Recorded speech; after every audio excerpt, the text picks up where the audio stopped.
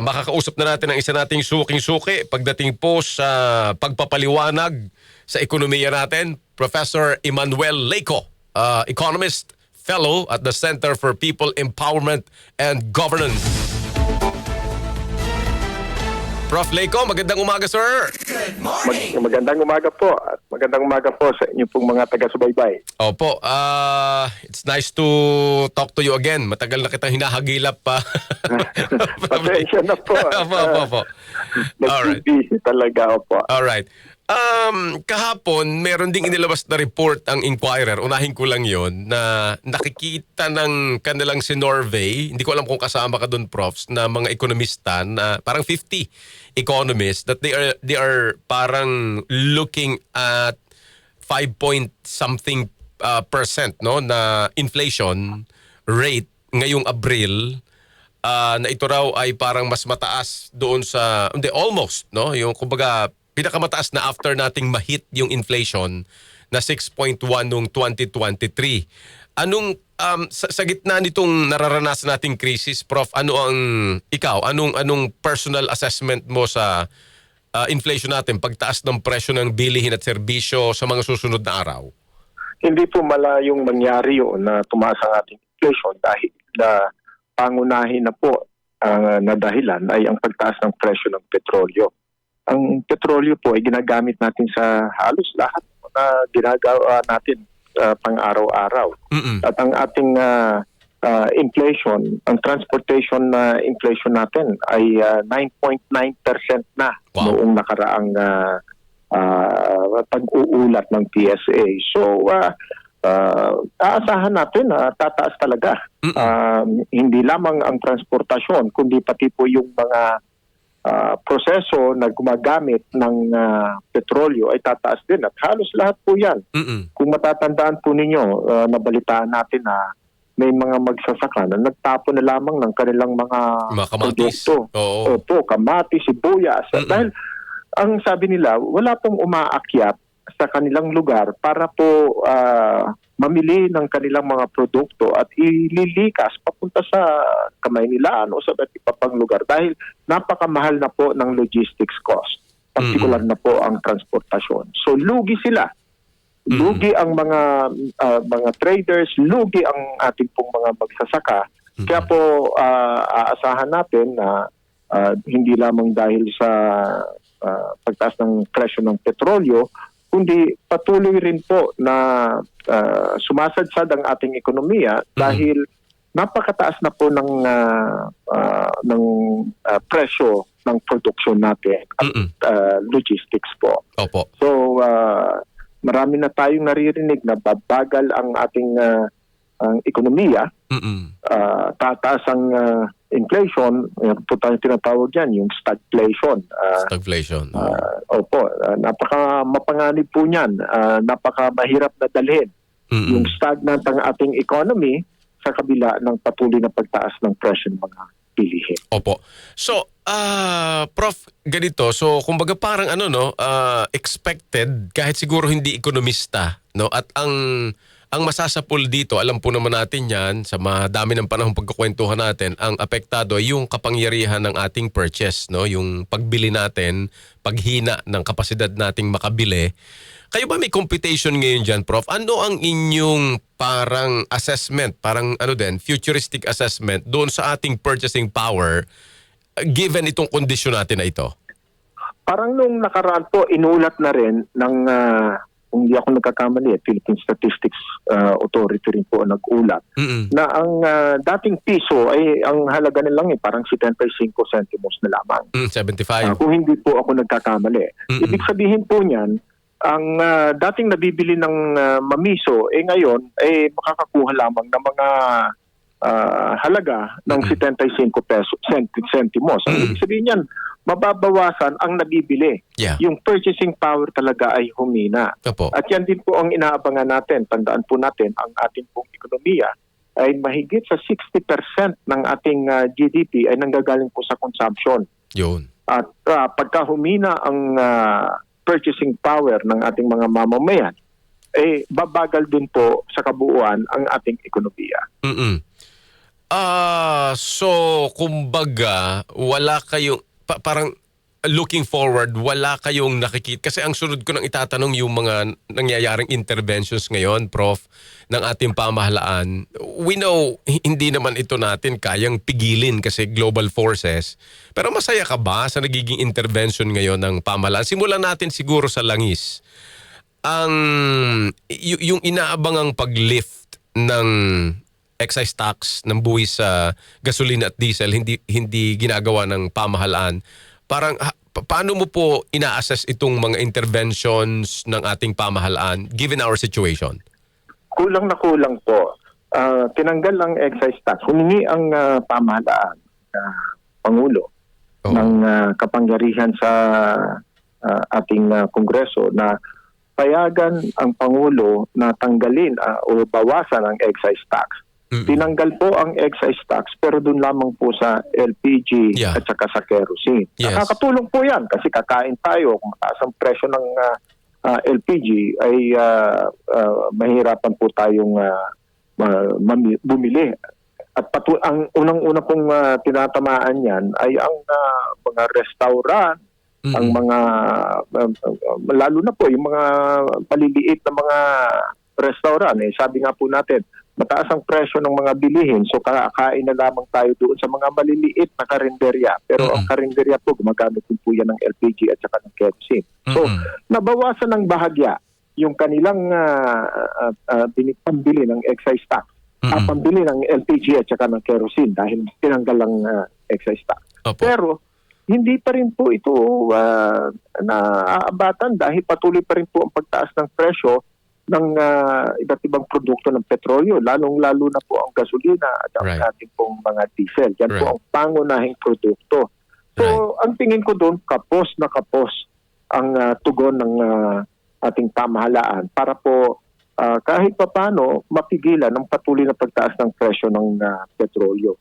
Tuloy-tuloy pa rin po yan. Opo. So ngayon, sabi nila, at naunawaan ko naman po, naunawaan ng marami na pagka tinanggal yan, mababawasan ng kita ang pamahalaan. Na ang kita naman, yun naman po ang ginagamit na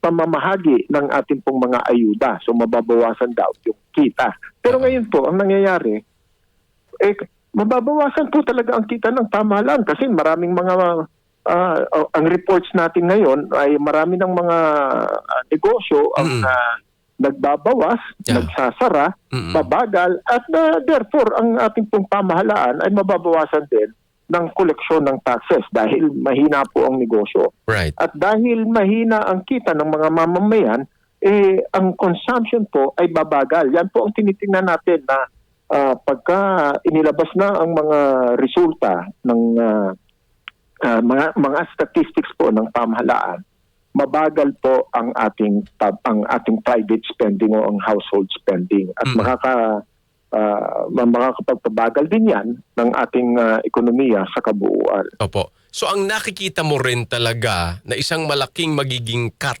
dito sa ating malaking bagay ay matanggal ang buwis talaga po sa gasolina at diesel bilang napakalaki ng transport sector, Prof? Opo, value-added tax at excise tax. Yes. Naunawaan din natin na ang value-added tax kailangan pong isabatas.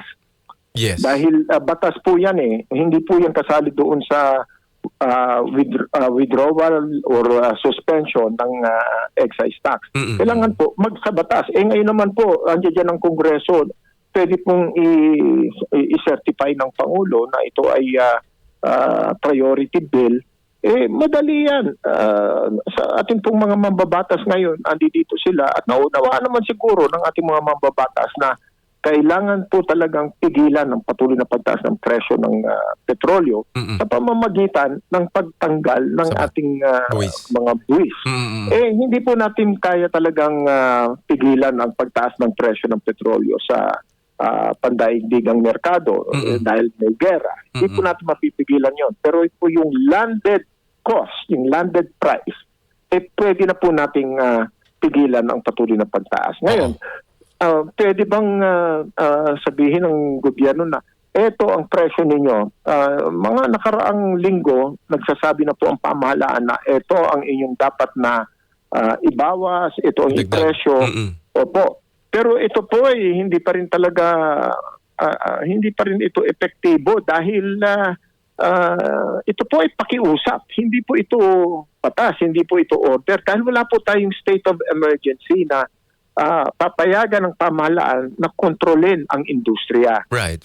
Meron po tayong oil deregulation eh. Yes. So, pwede pong sabihin ng mga kumpanya, may oil deregulation tayo, deregulated tayo. So, kung hindi namin sundin ang inyong pakiusap, hindi naman po sila lumalabag ng batas. Tama. Dahil hindi po yan utos, hindi po yan batas. So, Tama. kailangan po talaga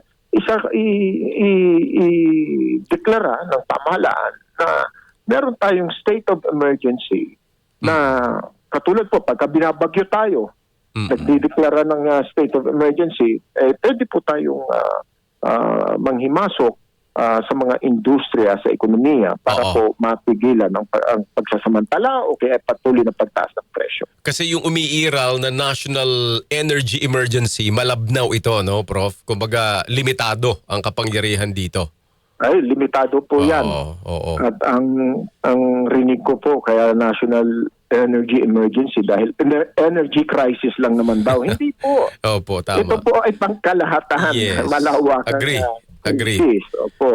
Kasi energy siya pero tumatawid siya sa lahat ng sektor, ng sphere at apektado yung kabuhayan. Tama. Magandang observation. Opo. Now, Opo. Prof, ganito, medyo labas to strictly parang non-economic siguro ang gusto ko makuhang view mo rito. Pero sa pagtitimbang mo, nabigyan ng power ang presidente pero until now na nag-uusap tayo, hindi niya alam na natin ang dahilan na kumbaga no-brainer naman 'yon na anong tawag dito, yung kinokolekta nilalagay din sa social services. Pero do you see other reason? Well, mahirap po maging speculative yan. Opo. Pero kung ako po ang magbumungkahi, tindigan ng pamahalaan ang interes ng mga mamamayan ng mas marami. At tingnan po na ang ekonomiya po ay pinaaandar ng consumption ng mga consumer. Ngayon po tumaas ang presyo ng mga bilihin. Dumausdos ang halaga ng piso kontra dolyar. So, yung mga ini-import natin ay tumaas na rin ang presyo. Hindi lamang po yung inflation na dulot ng langis, kundi pati po yung pagdausdos ng halaga ng piso. Nagpataas din po yan ng presyo ng mga bilihin. Yes. Ini-import natin pagkain, yung mga agricultural products. Kanina po, tinitingnan ko nga po yung datos ng Philippine Statistics Authority. Mas marami po tayong in-import ngayon. Ito po ay isa sa pinakamalaking importation ng agricultural products nung mga nakaraang kumpara doon po sa mga nakaraang buwan. Ibig sabihin po niyan, yung ating pong mga pagkain ini-import natin, mas mataas po ang presyo niyan dahil dumausdos ang halaga ng piso. So, sa merkado, tataas na rin po ang halaga ng bigas, halaga ng isda, ng karne, at ng mga iba pa pong inaangkat natin. So, ang dulot niyan, ang magiging epekto niyan, sa pagkainan, magiging mas kaunti ang paghahati-hatian ng isang pamilya na kakainin sa kada hapagkainan ng ating mga mamamayan. So, yan po ay pwedeng gawin nung may mga kinikita at meron pang kaunting sobra. Pero alam po ninyo, last time na nag-report sila ng kanilang employment statistics, marami po ang nawalan ng trabaho. Ngayon, inaabangan po natin yan. Ang employment rate natin noong Pebrero ay nasa 94.9%. At ang unemployment po ay 5.1% noong Enero. Pero, bagamat mas mababa ito noong Enero, ang datos ng Pebrero, 5.1%. Kumpara po doon sa mga nakaraang buwan, malaki po. Malaking-malaki. 5.1% noong 2026, noong 2025, 3.8% lang po ang unemployment rate. Sa Yes. makatuwid, ang ating pong datos ngayong Pebrero ay nagsasabi na mas maraming mga mamamayan ang nawalan ng trabaho. Wow. So, paano po natin imagine, no? Tumaas ang presyo ng mga bilihin, tapos mas marami ang nawalan ng trabaho, edi mahirap man isipin, marami ang nagugutom sa ngayon. Totoo po yun. Poverty ang magiging dulot ng hindi epektibong pagtugon dito po sa ating dinaranasan ngayon. Kasi kaya ako din po nabanggit yun, Prof. It has a similar logic ngayon na inaabangan natin sa electricity. Kasi sa Senado, ngayon pinag-uusapan, may bill sa Senator Risa na huwag lagyan ng tax yung sinisingil sa systems loss na 5% na kinukuha sa atin, halimbawa ng Meralco. So parang ganun din no? Hindi pa rin sila nakakaisip gumalaw, natanggalin talaga yung buwis na nakapass on, nakapasa sa mga Opo. individual, sa karaniwang tao, Prof.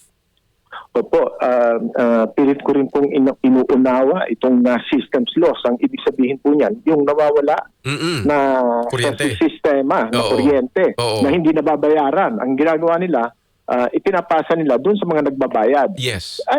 Kung ang systems loss ay dahil po may leakage ang kanilang sistema, management problem po yata yan. Hindi po yan problema ng mga nagbabayad. Kaya nga po. Bakit mo ipapasa? Meron din po, mas maliit lang naman. Pero ang sinasabi nila yung subsidy, yung lifeline subsidy. Ngayon ko lang narinig yun. Yung pong, kasi, meron po tayong sinasubsidize na sektor. Yung pong talagang walang pambayad. Opo. Okay naman yon, i-subsidize. Pero bakit ang mamamayan, yung mga nagbabayad, ang magsasubsidize? Bakit Exactly. hindi po ang pamahalaan? Exactly. So, tanggalin po yung subsidy na yan, tanggalin po ang systems loss leakage na yan. At marami pa po tayo sigurong mabubusisi na ipinapasa sa mga mamamayan. Opo. Ay nako, Prof, pagka talagang, Diyos ko, itong pinag-usapan natin sa punto de vista ng mamamayan, aabutin tayo ng Prof, ng 2 oras. Ay, kulang po yan. Kulang, parang isang buong klase. Anyway. Opo, kulang yan. Anyway, Prof, as always, sana maulit. Salamat sa oras mo, sa panahon. At alam kong abala-abala ka, pero you're still giving us the opportunity na mag-make sense po rito. Sir, salamat po. Maraming salamat po sa inyo pong mga paanyaya. At sana po nakakatulong din tayo Definitely. sa pagpapaliwanag Definitely, sir. sa ating mga mamamayan. Definitely. Maraming salamat. Thank you po. Professor Emmanuel Leyco, economist, a fellow at the Center for People Empowerment and Governance. Isa po sa sabihin na nating pinaka magaling magpaliwanag na ekonomista na humaharap po sa media dahil naiintindihan po, nauunawaan ng simple ng ating mga kababayan. At yan ang